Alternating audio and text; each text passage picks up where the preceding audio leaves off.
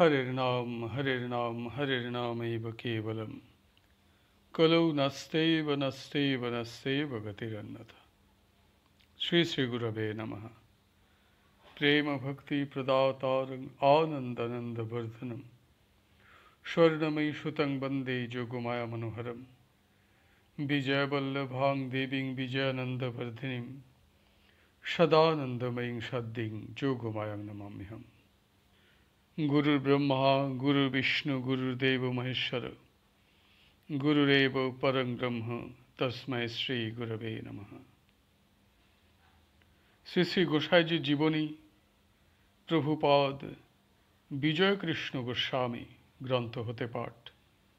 বর্তমানে আমরা গ্রন্থটির ধুলট নামক প্রসঙ্গটি আস্বাদন করিতেছি। এই সময় ঢাকা নগরে একটি হৃদয় বিদারক দুর্ঘটনা সংঘটিত হয়। এক প্রবল ঘূর্ণিবায়ু অর্থাৎ টর্নেডো উপস্থিত হইয়া ঢাকা লণ্ডভণ্ড করিয়া দেয়।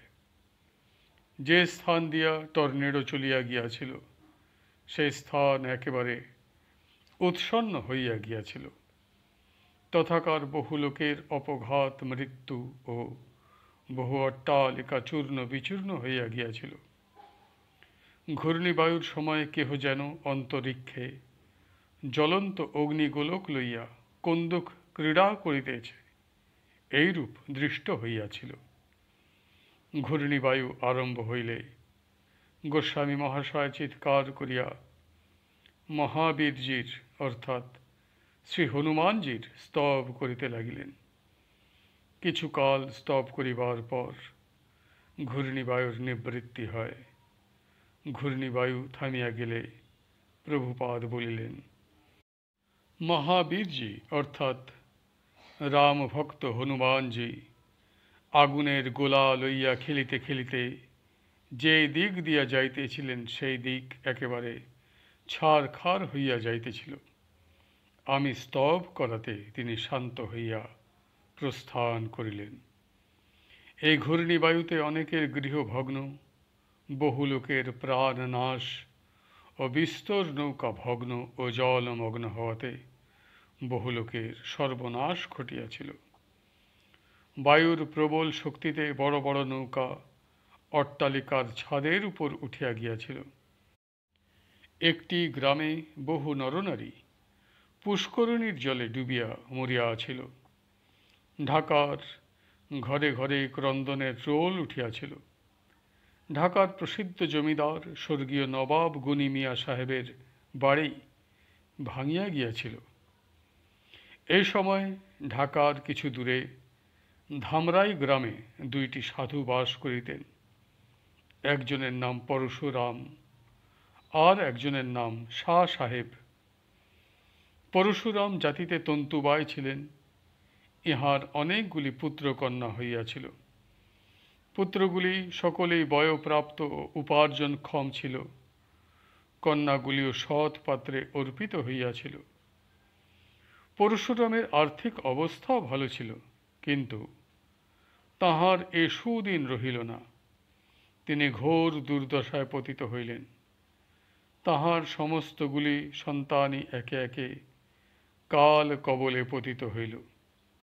কিছুদিন পরে তাহার সমস্ত অর্থ নষ্ট হইয়া গেল। তখন পরশুরাম অতিশয় দূর অবস্থায় পড়িলেন। গ্রামের একটি ব্রাহ্মণ তাহার দুর্দশা দেখিয়া দয়ার্দ্র হইয়া তাহাকে আশ্রয় দিলেন। এই আশ্রয়েও পরশুরামের ভাগ্যে অধিক দিন থাকিল না।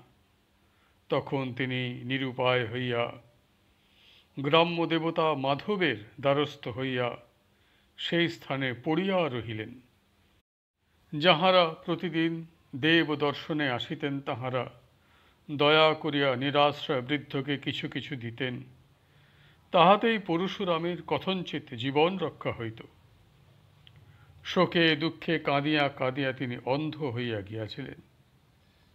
এরূপ দুরাবস্থায় পড়িয়া গত্যন্তরের অভাবে একান্তভাবে তিনি মাধবের শরণাগত হইলেন।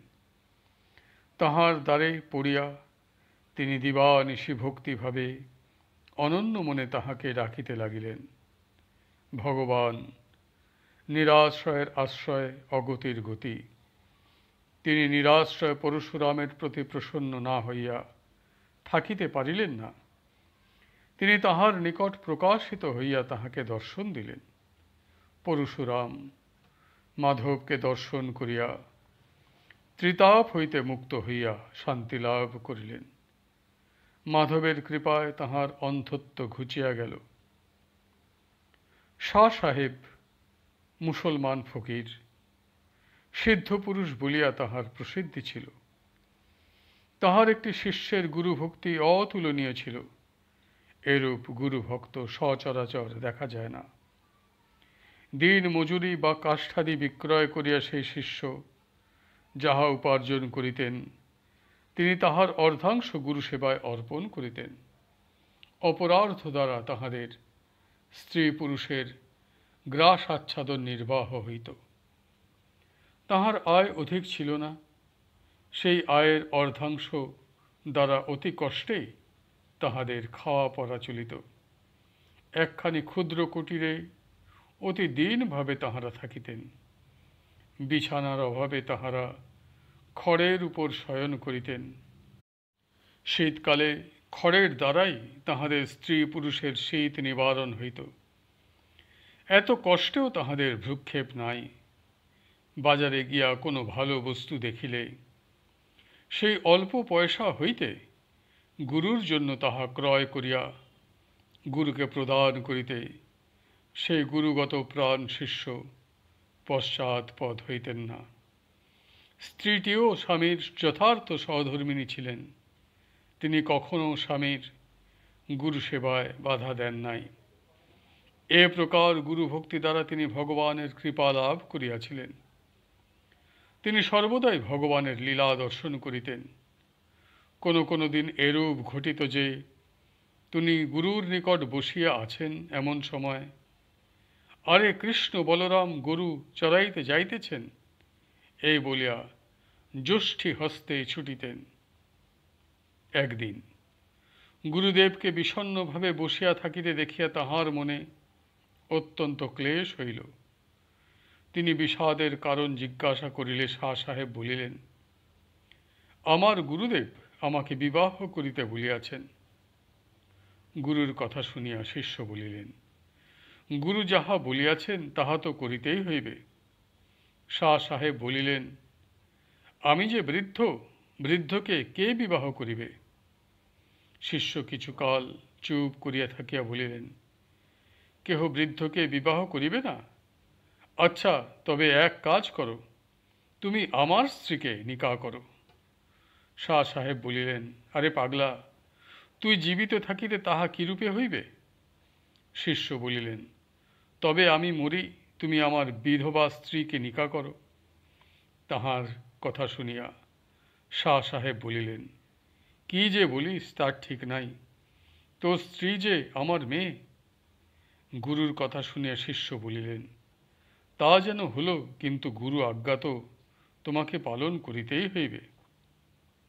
ঘটনাটি প্রভুপাদের মুখে যেরূপ শুনিয়াছিলাম লিপিবদ্ধ করিলাম। গোস্বামী মহাশয় ধামরায় গিয়া এই দুই মহাপুরুষ ও মাধবকে দর্শন করিলেন।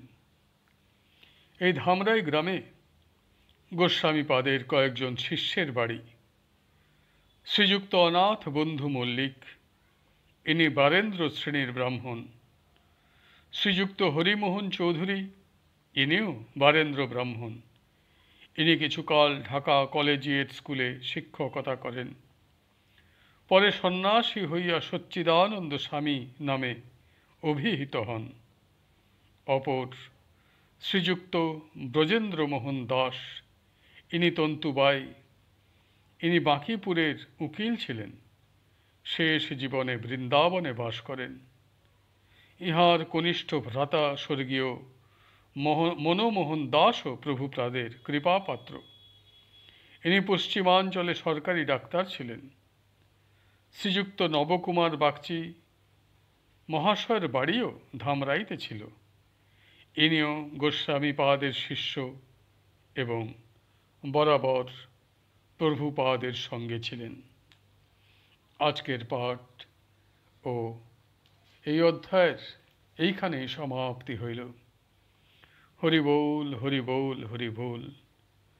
জয় গুরুদেব, জয় গুরুদেব, জয় গুরুদেব।